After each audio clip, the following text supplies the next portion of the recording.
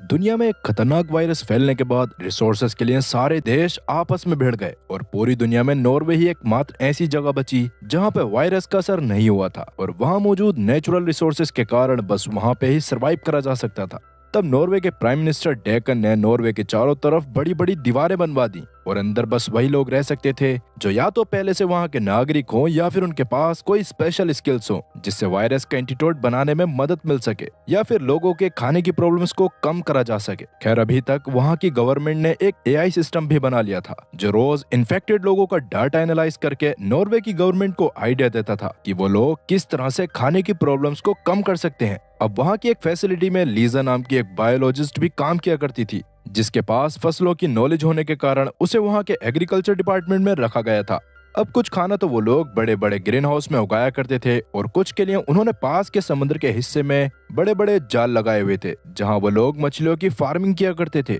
खैर आज लीजा अपने ऑफिस में जाके एक प्रेजेंटेशन देते हुए कहती है कि उन्हें ग्रीन हाउस की क्वांटिटी ज्यादा कर देनी चाहिए जिससे वो ज्यादा खाना उगा पाएंगे और लोगों को मीट के भरोसे नहीं रहना पड़ेगा। इस बात से उसका सीनियर काफी खुश हुआ और तुरंत ही उसके प्रोजेक्ट को परमिशन भी दे दी। इससे लीजा भी खुश होते हुए अपने साथियों के साथ मैप पे उस लोकेशन को ढूंढने लग गई थी जहां वो ग्रीन हाउस को बना सकते थे। तभी अचानक उनके कंप्यूटर सिस्टम में वार्निंग अलार्म बजने लगा जिसके हिसाब से नॉर्वे के फिशिंग फार्म्स में कोई दिक्कत आ रही थी। ये देखकर सब काफी ज्यादा परेशान हो जाते हैं क्योंकि 60% मीट वहीं से आया करता था और अगर वहां कोई गड़बड़ हो जाती तो नॉर्वे में मौजूद सभी लोगों के लिए बड़ी मुश्किल आने वाली थी। तब लीजा तुरंत ही फिशिंग फार्म की एक्टिविटीज को देखने की कोशिश करती है जिससे उसे पता चला कि पिछले 3 दिन से उन्होंने ना तो कोई फिशिंग कंटेनर सप्लाई करा है और ना ही 3 दिन से अपनी तरफ से कोई रिपोर्ट दी है। इससे लीजा और ज्यादा परेशान होकर तुरंत ही वहाँ के मैनेजर जेम्स को कॉल करने की कोशिश करती है लेकिन जेम्स उसके कॉल को तुरंत ही काट देता है। इसीलिए अब लीजा एक ड्रोन को फिश फार्म्स की तरफ भेजती है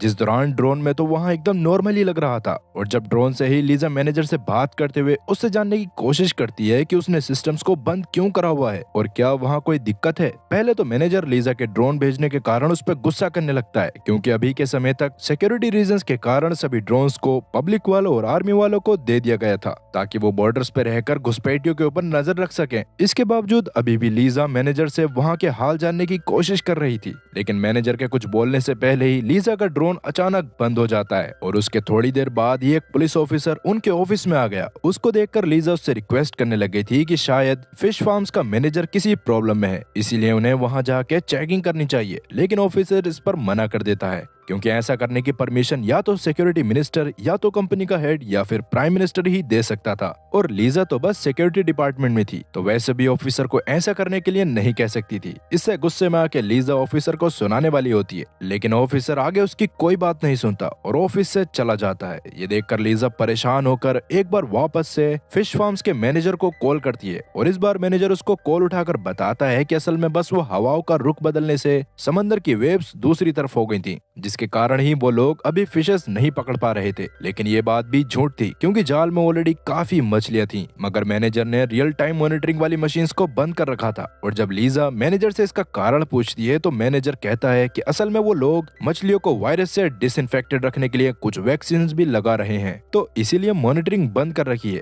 इस पर लीजा मान जाती है लेकिन मैनेजर को ऑर्डर देती है कि अगर कल सुबह 6 बजे तक मॉनिटरिंग वापस से चालू नहीं हुई तो वो अपने बॉस से बात करके किसी न किसी को वहां चेकिंग करने के लिए भेजेगी। अब ये बात सुनकर तो मैनेजर को पसीने आने लगे थे लेकिन वो कॉल पे इस बात को जाहिर नहीं करता। वहीं नॉर्वे के बॉर्डर पे काफी सारे लोग मौजूद थे जो किसी भी हाल में अंदर आना चाहते थे लेकिन आर्मी वाले बस उन्हीं लोगों को अंदर ले रहे होते हैं जो या तो मेडिकल फील्ड में एक्सपर्ट हो या फिर बायोलॉजिस्ट हो। तब चार्ली नाम का एक बायोलॉजिस्ट जो थोड़ा सा मशहूर भी था उसे उसकी बीवी माया और बच्चे के साथ अंदर एंट्री मिल जाती है लेकिन शहर में जाने से पहले उनके कुछ टेस्ट होने वाले थे। उस टेस्ट की रिपोर्ट्स के हिसाब से चार्ली और उसकी बेटी तो अंदर जा सकते थे लेकिन माया जो बाहर फैलने वाले खतरनाक वायरस के फर्स्ट स्टेज पर थी इसलिए वो लोग उसे अंदर नहीं ले सकते थे। इससे चार्ली और माया काफी परेशान हो जाते हैं पर वो कुछ कर पाते उससे पहले ही कुछ आर्मी वाले आके माया को बॉर्डर से बाहर भेजने लगते हैं। अब चार्ली अपनी बीवी का साथ नहीं छोड़ना चाहता था, इसलिए वो जल्दी से खुद भी उसके साथ बाहर आ जाता है, पर उसको समझ नहीं आ रहा था कि अभी उसे क्या करना चाहिए। वो बाहर रहकर अपने बच्चे को भी खतरे में नहीं डाल सकता था और ना ही उसकी बीवी अंदर जा सकती थी। खैर अभी वो माया के साथ वहां से जा ही रहा था कि तभी एक आदमी उनके पास आके उनसे कहता है कि अगर तुम मुझे पर पर्सन के हिसाब से 300 क्रिप्टो कॉइंस दोगे तो मैं तुम्हें बॉर्डर पार करवा सकता हूँ। ये बात सुनकर चार्ली के दिमाग में एक आइडिया आता है और अब जैसा कि उनके पास कोई और रास्ता नहीं था तो चार्ली बच्चे के साथ नॉर्मली अंदर जाने का डिसाइड करता है, जबकि माया उस स्मगलर के साथ अंदर आने वाली थी, जहां आके चार्ली और माया वापस से एक हो जाते। अब रात में वो स्मगलर के कहे अनुसार एक कोस्ट पे आते हैं जहां वो स्मगलर पहले से मौजूद था। तब चार्ली उसे पैसे देता है जो लेके स्मगलर ने माया को एक फोन दे दिया था और अभी से लेके माया के अंदर पहुंचने तक माया और स्मगलर के बीच में जो भी बातें होनी थी वो सब उसी फोन से होती। अब वो स्मगलर माया को एक गाड़ी में बिठा देता है, जबकि चार्ली एक ऑफिशियल बस में बैठकर अपने बच्चे के साथ नॉर्वे के अंदर आ गया था। खैर दूसरी तरफ अगले दिन लीजा इंतजार में थी कि मैनेजर मॉनिटरिंग सिस्टम को चालू करेगा, लेकिन ऐसा नहीं होता। इसीलिए मजबूरन लीजा एक स्पीड बोट से सीधा फिश फार्म में पहुंच जाती है, जहां मैनेजर उसे देखकर उसे अंदर जाने से रोकने की कोशिश करता है, जिस दौरान वो बहाने बना रहा था कि अंदर उसके साथी वैक्सीन पे वर्क कर रहे हैं और लीजा अंदर जाके बीमार पड़ सकती है। लेकिन मैनेजर के काफी कोशिश करने के बाद भी वो लीजा को अंदर जाने से नहीं रोक पाया और अंदर जाने के बाद तो लीजा के होश उड़ जाते हैं, क्योंकि असल में वहां मौजूद सभी वर्कर्स खुद भी काफी परेशान थे, क्योंकि फार्म्स में मौजूद उस बैच की सारी फिशेस को एक अजीब सी बीमारी हो गई थी, जिसके कारण उनकी आंखें और मुंह पूरी तरह से लाल था और गिल्स के पास काले धब्बे पड़ गए थे। तब लीजा को तो कुछ समझ नहीं आता, जिस पर मैनेजर उसे बताता है कि बस इसी वजह से मैंने मॉनिटरिंग सिस्टम को बंद कर रखा था, क्योंकि पिछले एक हफ्ते से मछलियां काफी बीमार हैं और उनकी बीमारी का कारण किसी को भी समझ नहीं आ रहा था। उसके लिए ही मैनेजर खुद भी वैक्सीन बनवाने की कोशिश में लगा हुआ था, पर उसके हिसाब से वैक्सीन बनाने में उन्हें कुछ और दिनों या हफ्तों का समय लगने वाला था। मगर जैसा कि लीजा इतने समय तक इंतजार नहीं कर सकती थी, इसलिए वो खुद भी मछलियों के डीएनए सैंपल को अपने साथ लेके आती है और उन्हें अपनी लैब में स्टडी करने लगती है। उस दौरान लीजा के सामने एक और सच्चाई आई, जिससे तो उसका दिमाग और ज्यादा खराब हो गया। असल में मछलियों को भी एक बहुत ही खतरनाक वायरस हो चुका था और अगर कोई इंसान इन्फेक्टेड मछली खा लेता तो उसे भी वो वायरस हो जाता, जिससे शुरू में तो उन्हें सर में दर्द, खांसी और उल्टी होती है, पर अगर 2 दिन के अंदर उनका इलाज सही से नहीं होता तो वो लोग मारे जाते। ये सब जानने के बाद तो लीजा का बॉस और बाकी साथी भी काफी परेशान हो गए थे और सबसे बड़ी दिक्कत ये थी कि ये वायरस पानी से भी फैल रहा था, जिसका मतलब एक फिश फार्म से जुड़े हुए बाकी सारे नेट्स का पानी भी खराब हो चुका था और वहां से कोई मछली भी नहीं पकड़ी जा सकती थी। अब मामले की गंभीरता को देखते हुए लीजा तुरंत ही इस बात की खबर प्राइम मिनिस्टर डेकन तक पहुंचा देती है, जिसने तुरंत ही इस पर एक्शन लेकर सारे फिश फार्म्स को बंद करवा दिया था और साथ ही हेल्थ एडमिनिस्ट्रेशन से जल्द वायरस की वैक्सीन बनाने को कह दिया था। अब सभी इन्फेक्टेड मछलियों को फिश फार्मिंग मैनेजर ने भी पानी से बाहर तो निकाल लिया था, लेकिन उन इन्फेक्टेड मछली में से एक मरी हुई मछली समंदर किनारे आ गई थी, जिसको एक चूहे ने खा लिया था और वो शहर की तरफ जाने लगा। वहीं जैसे कि मैनेजर को खुद भी 3 दिन बाद फिश के इन्फेक्टेड होने के बारे में पता चला था, तो उसके पिछले 3 दिन का स्टॉक भी मार्केट में आ गया था, जिसमें मौजूद मछली को जैसे ही एक लड़की खाती है वैसे ही वो बुरी तरह से बीमार होकर उल्टियां करने लगी, जो देख उसके दोस्त काफी घबरा कर उसे एम्बुलेंस से हॉस्पिटल पहुंचा देते हैं। वहीं लीजा के ऑफिस में किसी को समझ नहीं आ रहा था कि वो शहर में मौजूद सभी लोगों का पेट कैसे भरेंगे, क्योंकि फिश फार्मिंग से लगभग 60% शहर के लोगों के लिए खाना जाता था और फिश फार्मिंग बंद होने के कारण अब इतने लोगों का पेट भरना काफी ज्यादा मुश्किल था। तब लीजा कहती है कि अगर हम अब तक स्टोर करी गई फ्रोजन फिशेस को कुछ समय के लिए मार्केट में ले आएं, तो उनका स्टॉक खत्म होते होते लगभग 5 महीने लग जाएंगे और इस बीच हम वायरस की वैक्सीन पे काम करके उसे भी बना लेंगे। अब वैसे ये बात तो सही थी, लेकिन ये सुनते ही लीजा का हेड उस पर गुस्सा करने लगता है, क्योंकि फ्रोजन फूड को मार्केट में लाने की परमिशन सिर्फ प्राइम मिनिस्टर ही दे सकता था और अगर लीजा की रिपोर्ट्स प्राइम मिनिस्टर को सही नहीं लगती तो वो इसके लिए मना कर देता। इसीलिए अब लीजा साथ साथ कुछ और भी सोचने लगती है। अब आगे रात तक चार्ली भी नॉर्वे में आ चुका था, जिसको वहां आते ही अपनी बीवी का इंतजार था, लेकिन माया को वहां तक आने में लगभग 2 दिन का समय लगने वाला था। खैर चार्ली के कमाल का बायोलॉजिस्ट होने के कारण अगले दिन ही उसे लीजा के ग्रीन हाउस में नौकरी पे भी रख लिया जाता है। वहां आज का काम खत्म करने के बाद चार्ली समंदर के उस किनारे पे आ गया जहां स्मगलर्स माया को लेके आने वाला था, पर काफी देर इंतजार करने के बाद भी चार्ली को उनकी बोट दिखाई नहीं दी। वहीं अब तक स्मगलर एक छोटी मोटर बोट को लेके नॉर्वे के बॉर्डर तक आ गया था, जहां पहुंचने से पहले ही वो बोट की मोटर को बंद करके सभी पैसेंजर्स को एक एक चप्पू देता है, क्योंकि असल में वहां काफी सारी सी माइंस लगी हुई थी, जिससे मोटर को भी डिटेक्ट किया जा सकता था और अगर धोखे से भी बोट किसी माइन से टकरा जाती तो बोट के परखच्चे उड़ जाते। खैर अभी वहाँ वो लोग जैसे तैसे बोट को आगे लेके तो आ जाते हैं, लेकिन जैसे ही कैप्टन बोट के इंजन को वापस से शुरू करता है तो अचानक पास में लगे कैमरे में उन सब की तस्वीर आ गई और इसके तुरंत बाद ही वहाँ पुलिस वालों का एक ड्रोन भी आ गया। उसको देखकर तो सब डरने लग गए थे और अभी पुलिस वाले लगातार ड्रोन से सभी लोगों को रोकने को कह रहे थे, पर इसके बावजूद स्मगलर बोट नहीं रोकता, जिसकी वजह से पुलिस वाले मजबूरन ड्रोन से उन पर फायरिंग करना शुरू कर देते हैं, जिनसे ही बचते हुए बोट अचानक कुछ चट्टानों से टकरा जाती है। तब जैसे तैसे सब लोगों को रेस्क्यू करके हॉस्पिटल में तो भेज दिया गया था, लेकिन वहाँ उनके टेस्ट करने पर डॉक्टर्स को पता चलता है कि वो सभी लोग एक ही तरह के खतरनाक वायरस से पीड़ित हैं, जो देखकर तो किसी को कुछ समझ ही नहीं आ रहा था। खैर अब तक हॉस्पिटल में सेम वायरस से पीड़ित होने वाले लोगों के एक दिन में 100 केसेस आ गए थे और ये वायरस दरअसल वही वायरस था जो उन फिशेस के कारण फैल रहा था। अब जैसा कि उस वायरस के बारे में आम लोगों को भी पता चलने लगा था, इसलिए हेल्थ मिनिस्ट्री लोगों को बाहर कम से कम जाने को कहती है। साथ ही अब तक डेक्कन ने भी नॉर्वे में लेवल 1 इमरजेंसी घोषित कर दी थी, जिसके अकॉर्डिंग किसी को भी खाने में फिश नहीं खानी थी और अपने घर में स्टोर्ड फिश को भी जल्द से जल्द घर से बाहर फेंकना था। वहीं लीजा को अभी इस बारे में नहीं पता होता कि जिस वायरस को रोकने के लिए वो इतनी मेहनत कर रही है वो ऑलरेडी शहर तक पहुंच चुका है। दरअसल लीजा भी अपने असिस्टेंट के साथ समुद्र में पानी के कुछ सैंपल्स कलेक्ट करने आई थी, ताकि उसे पता चल सके कि पानी में ये वायरस कहां से आया है। पहले उसे लग रहा था कि या तो बॉर्डर के बाहर से कोई इन्फेक्टेड फिश नॉर्वे में आ गई होगी या फिर समंदर के पानी में ही वायरस पनपा होगा, और फिलहाल वो पानी के सैंपल्स को लैब में ले जाकर टेस्ट करती है, जिसे देखकर तो उसके होश उड़ गए, क्योंकि असल में ना तो ये वायरस पानी में पनपा था और ना ही कोई फिश इसे लेकर नॉर्वे तक आई थी। इस वायरस का कोई और ही कारण था, जिसके बारे में बहुत कोशिश करने के बाद भी अभी लीजा को पता नहीं चल पाता। तभी अचानक लीजा की नजर प्राइम मिनिस्टर वाली न्यूज पर पड़ती है, जिसे देखकर तो उसे समझ आ गया था कि बाहर की दुनिया का सत्यानाश हुआ था और यहाँ सवा सत्यानाश होने वाला है, जिसे देखकर उसे पता चल गया था कि वो खतरनाक वायरस शहर तक आ चुका है, जो काफी चिंता वाली बात थी। खैर वहीं कुछ कोस्टल गार्ड्स को समुद्र के पानी के अंदर 2 डेड बॉडीज मिलती हैं, जो कुछ स्मगलर्स की थीं, जिनको टेस्ट करने पर डॉक्टर्स को पता चलता है कि उन दोनों की बॉडी के अंदर वही वायरस है जो फिशेस के अंदर था और अब वही वायरस शहर में फैल रहा है। अब ये बस डॉक्टर्स का कहना था, लेकिन अभी किसी एक्सपर्ट ने उन बॉडीज पे टेस्ट नहीं करे थे। अब धीरे धीरे केसेस और ज्यादा बढ़ते जा रहे थे और इस वायरस की सबसे खतरनाक बात ये थी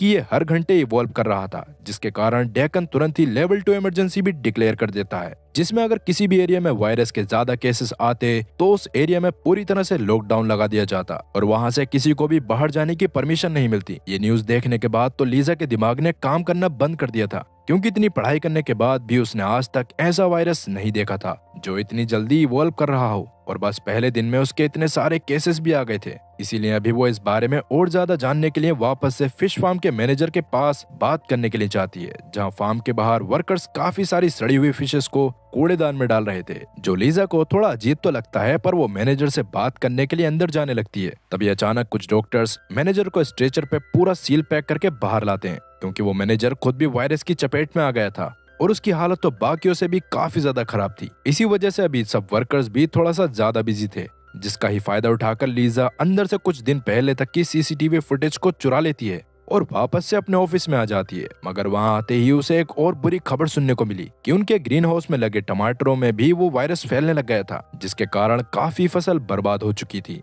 पर किसी को भी नहीं पता था कि वो वायरस ग्रीन हाउस तक कैसे आया। अब वैसे उस खराब टमाटर को सबसे पहले चार्ली ने देखा था और एक बॉटनिस्ट होने के कारण वो उसको देखकर ही समझ गया था कि पक्का इसमें कोई ना कोई गड़बड़ है। खैर अभी जब लीजा उससे बात करती है तो वो कहता है कि मेरे हिसाब से पक्का कोई इन्फेक्टेड जानवर ही वायरस को यहाँ लेके आया है, इसीलिए सबसे पहले हमें पूरे एरिया को डिसइंफेक्ट करने के साथ साथ उस जानवर को भी ढूंढना पड़ेगा। साथ ही अभी हाल फिलहाल में जितने भी टमाटरों को तोड़ा गया है उन सभी को वापस से चेक करना पड़ेगा। अगर उनमें भी खराब टमाटर निकलते हैं तो उन सब के साथ साथ इस ग्रीन हाउस में मौजूद पूरी फसल जलानी पड़ेगी। अब चार्ली से ये सारी बातें सुनकर लीजा को समझ आ गया था कि चार्ली सच में काफी अच्छा इंसान है, क्योंकि जहां लोग ऐसी सिचुएशन में भी कहीं ना कहीं से फायदा ढूंढने की कोशिश करते हैं, वहीं चार्ली लोगों की जान बचाने के लिए इस ग्रीन हाउस को आग लगाने तक के लिए तैयार था। अब जितने में लीजा टमाटरों पर रिसर्च कर रही थी उतने में चार्ली किसी और काम में लगा हुआ था, पर तभी उसे एक अननोन नंबर से एक मैसेज आता है, जिसे देखकर चार्ली को लगा था कि वो मैसेज माया की तरफ से ही होगा, जो अब तक कोस्ट तक आ गई होगी। इसलिए अब चार्ली जल्दी से अपने काम को छोड़कर कोस्ट के पास जाने लगता है, लेकिन रास्ते में ही उसे वो दलाल जिसने उसे 300 क्रिप्टो करेंसी ली थी वो मिलता है और चार्ली को बताता है कि माया की बोट के एक्सीडेंट हो जाने के कारण उन्हें हॉस्पिटल में एडमिट कर दिया गया है। ये बात सुनने के बाद तो चार्ली को दुख और गुस्से वाले इमोशन साथ में फील हो रहे थे, लेकिन दलाल उससे वादा करता है कि वो किसी भी तरह से उसकी बीवी को हॉस्पिटल से बाहर निकालने का रास्ता ढूंढ लेगा,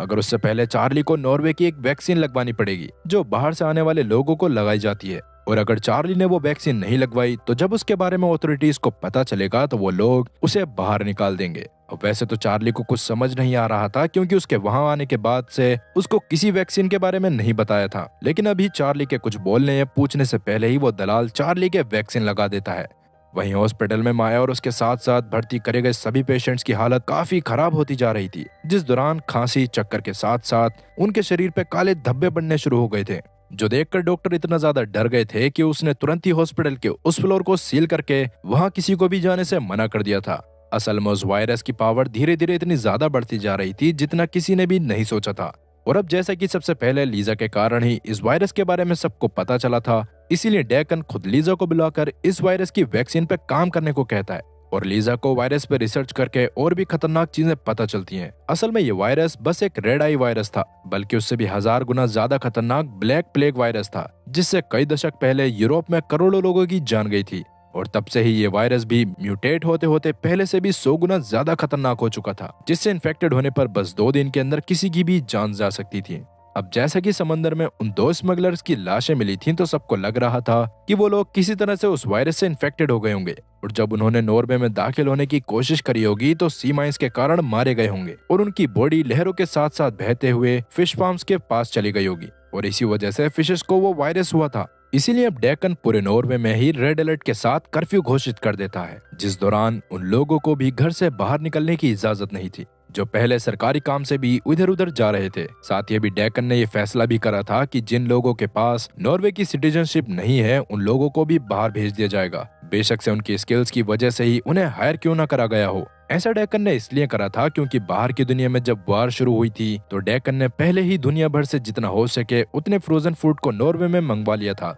और वो नॉर्वे की पुरानी आबादी के हिसाब से 1 साल के लिए सफिशिएंट था। अब जहां डेकन की प्रेस कॉन्फ्रेंस चल रही थी उसी बीच हॉस्पिटल में पेशेंट्स की हालत और ज्यादा खराब होने लगती है क्योंकि वो लोग खांसते खांसते मरते जा रहे थे। इधर लीजा को अभी अभी काफी चीजें समझ नहीं आ रही थी, इसीलिए सबसे पहले तो वो टमाटर वाले ग्रीन हाउस में जाके वहाँ की तलाशी लेती है और वहाँ उसे वही मरा हुआ चूहा मिलता है जो समुद्र के किनारे इन्फेक्टेड मछली को खाकर शहर में आ गया था। उसको देखकर लीजा को लग रहा था कि उसकी वजह से ग्रीन हाउस में एक खतरनाक वायरस आया होगा, लेकिन जब लीजा उसके पेट को फाड़ कर देखती है तो उसमें बस मरी हुई मछली का मीट होता है, जिसका मतलब चूहे ने टमाटर को छुआ भी नहीं था। पर इसके बाद भी वो इन्फेक्ट कैसे हो गए थे, यही बात लीजा को समझ नहीं आ रही थी कि तभी उसके पास एक अनजान आदमी का खत आता है, जिसको खोलने पर उसमें एक सेफ हाउस की चाबी, एक पासवर्ड और एक एड्रेस लिखा था। वो देखकर शुरू में तो लीजा को कुछ समझ नहीं आता, पर जब वो खत पे लिखे एड्रेस पे जाती है तो उसे वहाँ एक सूटकेस मिलता है। उस सूटकेस में काफी सारी हार्ड ड्राइव्स थी, जिन्हें लेके फिलहाल लीजा वापस आ जाती है और उन्हें एक एक करके प्ले करने लगती है।